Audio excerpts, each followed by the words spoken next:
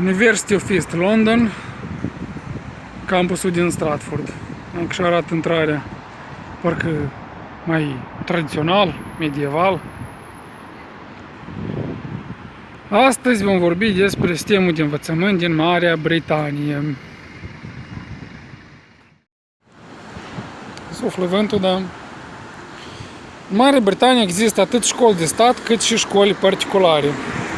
Acestea pot fi în parteneriat public-privat sau în parteneriat cu biserica, catolică sau anglicană. La grădiniță, nursery, pot fi înscriși copiii cu vârste între 3 și 4 ani. La grupa pregătitoare, denumită și reception, pot fi înscriși copiii în vârstă de la 4-5 ani. Deja, conform legislației britanice, de la vârsta de 5 ani debutează școala primară propriu-zisă, sau Year 1, anul 1 plus.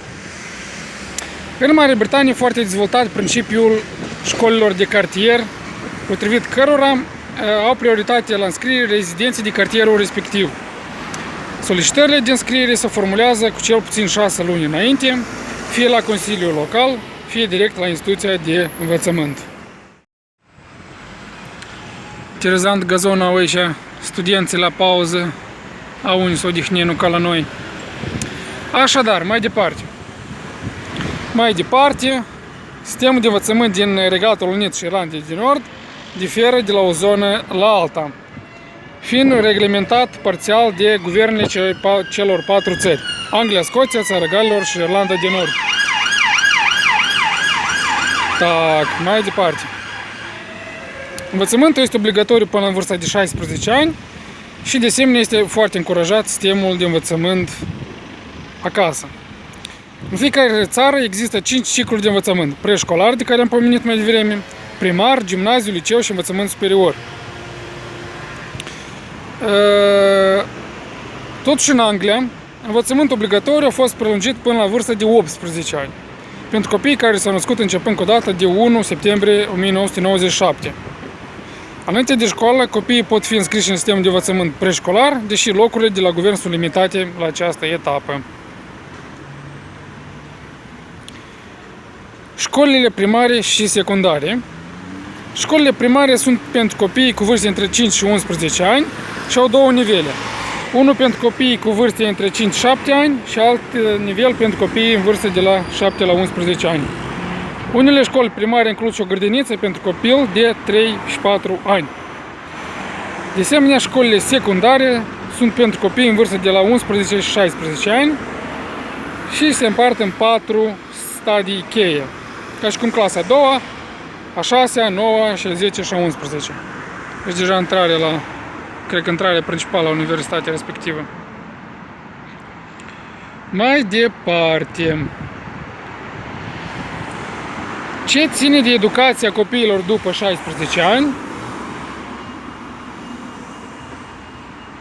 Aici aflăm că nu mai este obligatoriu, independent să fie 16, fie 18 ani, însă la dorință există 3 opțiuni. Prima, obținerea unei calificări profesionale, NVQ, ca și cum la noi studiile de licență și așa mai departe.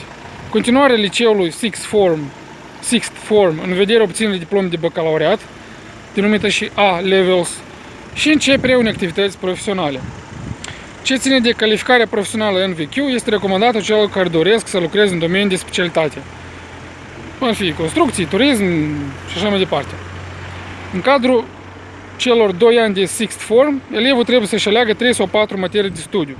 Acestea vor fi studiate intensiv, aproximativ 10 ore de curs la fiecare materie, săptămânal.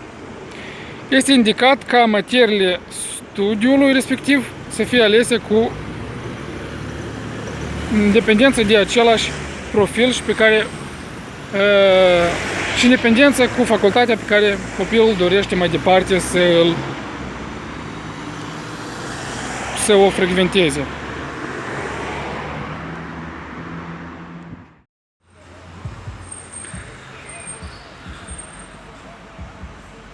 Mai departe, sistemul universitar din Marea Britanie este unul foarte variat. Conform datelor pe care eu le-am găsit, există circa 111 universități și 60 de colegii de învățământ superior, care oferă o varietate de calificări, atât universitare cât și post-universitare. Deja elevul își alege universitatea în dependență de programele universității, facultate, taxe și multe alte chestii. De asemenea, universitățile britanice acceptă studenți internaționali, însă pe bază de competiții. Detalii privind condițiile de admitere pot fi obținute atât la universitatea de profil, cât și la alte reprezentanțe ale acesteia. De aici vis-a-vis este așa o clădire interesantă. Sarah Bonnell School, nu știu și cu ea.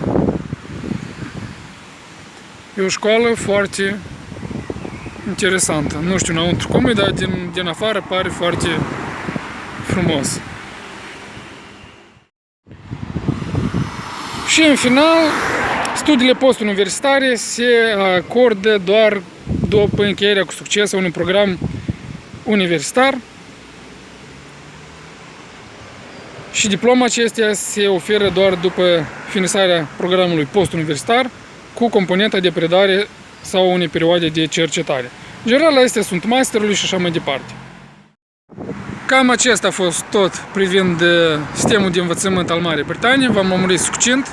În detaliu nu pot mai multe să vă spun, deoarece nu știu la moment mai multe detalii. Cu voi a fost un moldovean în Londra. Vă urez succes. Bye bye!